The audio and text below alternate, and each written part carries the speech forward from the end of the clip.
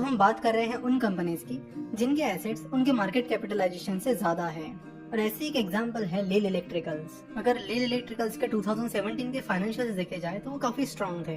Company की balance sheet strong थी, company अच्छा खासा प्रॉफिट भी कमा रही थी। इसी बीच 2017 में लील ने अपना बिजनेस लॉयड इलेक्ट्रिक हेवल्स को 1600 करोड़ में बेच दिया।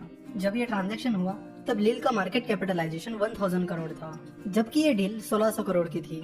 यानी लील के हेवल के साथ जो डील चल रही थी उससे मिलने वाला पैसा ही लील के मार्केट कैपिटलाइजेशन से ज्यादा था। तो लील के पास करीब 400 करोड़ के एसेट्स थे, कंपनी के पास इस डील से मिलने वाली 1600 करोड़ की कैश थी और कंपनी का जो डेट था वो भी बहुत कम था। तो इस तरह इस केस में कंपनी के जो एसेट्स थे उनकी वैल्यू कंपनी के मार्केट कैपिटलाइजेशन से भी ज्यादा थी। इस अपॉर्चुनिटी का फायदा लेने के लिए कई सारे इन्वेस्टर्स ने लील में इन्वेस्ट किया था, जिसमें जाने माने फंड मैनेजर मिस्टर पोरिंजो विलियत भी शामिल थे। जिन लोगों ने लील में इन्वेस्ट किया था उन्होंने उस स्टॉक को अच्छा खासा होल्ड किया, लेकिन धीरे धीरे शेयर की प्राइस बढ़ने की बजाय शेयर की प्राइस गिरने लगी। और फिर जब कंपनी के फाइनेंशियल रिपोर्ट्स पब्लिश हुए तो उसमें इन्वेस्टर्स को पता चला कि कंपनी के प्रमोटर्स ने जो फंड उन्हें हेवल से मिला था उसे दूसरी कंपनीज में डाइवर्ट कर दिया है। तो हेवल से मिला हुआ पैसा गायब होने की वजह से बहुत सारे इन्वेस्टर्स ने लील के प्रमोटर्स पर आरोप लगाया कि उन्होंने हेवल से मिला हुआ फंड डाइवर्ट किया है। कई सारे लोगों ने उसके लिए सेबी के पास कंप्लेंट भी की। इन्वेस्टर्स ने उस कंपनी में इसलिए इन्वेस्ट किया था क्योंकि उन्हें लगा कि जिस दिन बाकी लोगों को इस कंपनी के वर्थ के बारे में पता चलेगा तो कंपनी का मार्केट कैपिटलाइजेशन उसके सही वैल्यूएशन पर आ जाएगा। लेकिन वैसा नहीं हुआ क्योंकि कंपनी में फ्रॉड हो गया और शेयर की प्राइस बढ़ने की बजाय शेयर की प्राइस तेजी से गिरने लगी और 250 पौने 300 की रेंज से फिलहाल अब कंपनी की प्राइस 3 रुपए के करीब है। तो इस केस में कंपनी के प्रमोटर्स के अनएथिकल बिहेवियर की वजह से इन्वेस्टर्स को बहुत भारी नुकसान झेलना पड़ा। इंडिया में कंपनी का मैनेजमेंट एनालिसिस करना काफी इम्पोर्टेंट है, लेकिन ज्यादातर वैल्यूएशन टेक्निक्स में मैनेजमेंट एनालिसिस को ज्यादा इम्पोर्टेंस नहीं दिया जाता क्योंकि इंडिया में अनएथिकल एक्टिविटीज काफी ज्यादा होती है। इसलिए जरूरी है कि आप कंपनी का प्रॉपर मैनेजमेंट एनालिसिस करो और उसके बाद ही अपनी डिसीजन लो। बस कंपनी अंडर वैल्यूड है या कंपनी की फ्यूचर ग्रोथ अच्छी है, इससे काम नहीं चलेगा। लील के इस केस में सब कुछ ठीक चल रहा था, कंपनी का बिजनेस अच्छे से परफॉर्म कर रहा था, कंपनी के पास अच्छे खासे एसेट्स थे, कंपनी को हेवल्स की डील से अच्छा खासा पैसा भी मिला था। लेकिन इन सब चीजों के बावजूद प्रमोटर्स के अनएथिकल बिहेवियर की वजह से कंपनी को और इन्वेस्टर्स दोनों को काफी नुकसान झेलना पड़ा। सो जब भी आप किसी कंपनी के हिडन एसेट्स ढूंढोगे तो साथ में मैनेजमेंट एनालिसिस पर भी ध्यान देना कि उस कंपनी का मैनेजमेंट कैसा है, उनका बिहेवियर एथिकल है या फिर अनएथिकल है।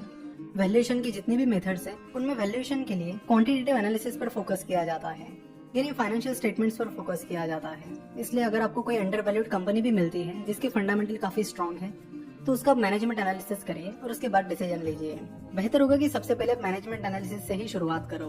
तो इस हिडन एसेट्स को ढूंढने की स्ट्रेटेजी पर आप जरूर काम कीजिए और ऐसी कंपनीज को ढूंढिए जिनका बहुत सारा हिडन एसेट है और साथ ही कंपनी के फंडामेंटल्स और कंपनी का मैनेजमेंट भी अच्छा है। इस हिडन एसेट की स्ट्रेटेजी के बाद अब हम बात करते हैं कि वैल्यूएशन के और भी जो स्ट्रेटेजीज है उनके बारे में। तो मेनली वैल्यूएशन के कुछ इस तरह के टाइप्स हैं: asset based valuation, comparable company analysis method और DCF, that is discounted cash flow method.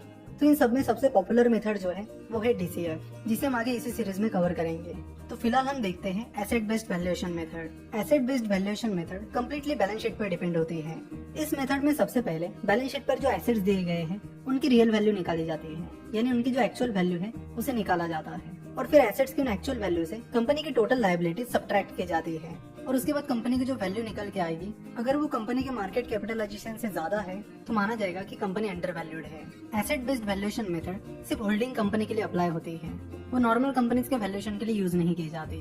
Holding companies उन कंपनीज को कहा जाता है जिनका खुद का कोई ऑपरेशन नहीं होता है, वो बस दूसरी कंपनीज के स्टेक होल्ड करके रखते हैं, यानी दूसरी कंपनीज में हिस्सेदारी खरीद कर रखते हैं। तो जब आप किसी होल्डिंग कंपनी का वैल्यूएशन निकाल रहे हो तब आप इस मेथड को यूज कर सकते हो। ऐसी एक होल्डिंग कंपनी है जिसका नाम है एलसेड इन्वेस्टमेंट, जिस पर हमने एक बार यूट्यूब पर वीडियो भी बनाया था, तो उसकी ही बात कर लेते हैं। एलसेड इन्वेस्टमेंट्स के पास एशियन पेंट्स का 2.95% स्टेक है।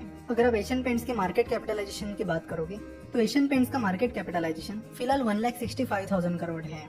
तो एलसेड इन्वेस्टमेंट के पास एशियन पेंट का 2.95% स्टेक है और 1,65,000 करोड़ का 2.95% आता है करीब 4,800 करोड़। यानी एलसेड इन्वेस्टमेंट के बाद जो एशियन पेंट का स्टेक है उसकी वैल्यू फिलहाल 4,800 करोड़ रुपए है। अगर आप एलसेड इन्वेस्टमेंट की बैलेंस शीट चेक करते हो और वहाँ पर नॉन करंट इन्वेस्टमेंट चेक करते हो तो आपको पता चलेगा कि नॉन करंट इन्वेस्टमेंट की वैल्यू बैलेंस शीट पर 294 करोड़ रुपए है, जबकि उस इन्वेस्टमेंट की एक्चुअल वैल्यू उससे काफी ज्यादा है।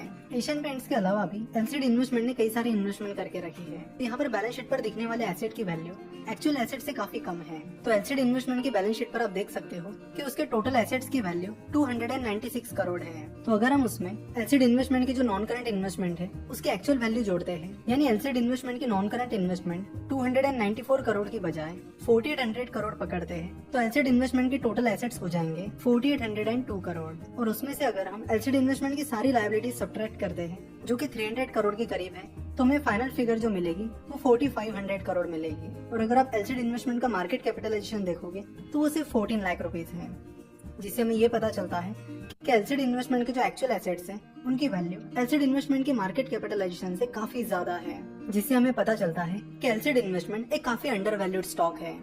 तो फिलहाल एलसीडी इन्वेस्टमेंट के एक शेयर की प्राइस 6 रुपए के करीब चल रही है। एलसीडी इन्वेस्टमेंट के टोटल शेयर्स 2 लाख के करीब है और एलसीडी इन्वेस्टमेंट के एक्चुअल एसेट से लायबिलिटी सब्ट्रैक्ट करने के बाद जो वैल्यू आती है वो 4500 करोड़ है। सो अगर कंपनी का वैल्यूएशन 4500 करोड़ माना जाता है तो उस हिसाब से कंपनी के एक शेयर की प्राइस फिलहाल 1.5-2 लाख रुपए होनी चाहिए, जबकि कंपनी की शेयर प्राइस फिलहाल सिर्फ 6 रुपए है। अब एलसीडी इन्वेस्टमेंट के केस में ऐसा हुआ है कि इन्वेस्टर्स को भी पता है कि कंपनी के शेयर प्राइस की वैल्यू ज्यादा है, इसलिए वो शेयर बेच नहीं रहे हैं, जिसकी वजह से ये स्टॉक एक्टिवली ट्रेड नहीं हो रहा है। जिसके चलते अगर आपको पता भी है कि ये कंपनी अंडर वैल्यूड है, उसके बाद भी आप इस कंपनी में इन्वेस्ट नहीं कर सकते, क्योंकि कंपनी के इन्वेस्टर्स फिलहाल अपने शेयर नहीं बेच रहे हैं। सो अगर वो बेचते हैं तो आप जरूर इस कंपनी को खरीद सकते हो, क्योंकि एक बहुत ही ज्यादा अंडर वैल्यूड स्टॉक है। तो एसेट बेस्ड वैल्यूएशन निकालने के लिए आपको उन एसेट्स की एक्चुअल वैल्यू निकालनी पड़ेगी। पर्टिकुलरली कंपनी का जो इन्वेस्टमेंट है उसकी एक्चुअल वैल्यू क्या चल रही है ये आपको पता करना होगा। तो ये जो एसेट बेस्ड वैल्यूएशन मेथड है वो आप नॉर्मली किसी भी कंपनी पर अप्लाई नहीं कर सकते। अब नॉर्मली किसी भी कंपनी का वैल्यूएशन इस मेथड से निकालोगे तो वो गलत वैल्यूएशन रहेगा, क्योंकि जब भी आप किसी कंपनी का वैल्यूएशन निकालते हो तो आपको कंपनी के अदर फैक्टर्स जैसे कि प्रॉफिटेबिलिटी, कंपनी की फ्यूचर ग्रोथ, फ्यूचर परफॉर्मेंस, इन जैसे फैक्टर्स को भी अकाउंट करना होता है, जबकि ये सारी चीजें इस मेथड में नहीं होती है। एसेट बेस्ड वैल्यूएशन मेथड पर सिर्फ बैलेंस शीट पर फोकस किया जाता है, इसलिए ये मेथड सिर्फ उन कंपनीज का वैल्यूएशन निकालने के लिए की जाती है जो होल्डिंग कंपनी है। आशा करता हूँ कि आपको एसेट बेस्ड वैल्यूएशन अच्छे से समझ में आया होगा।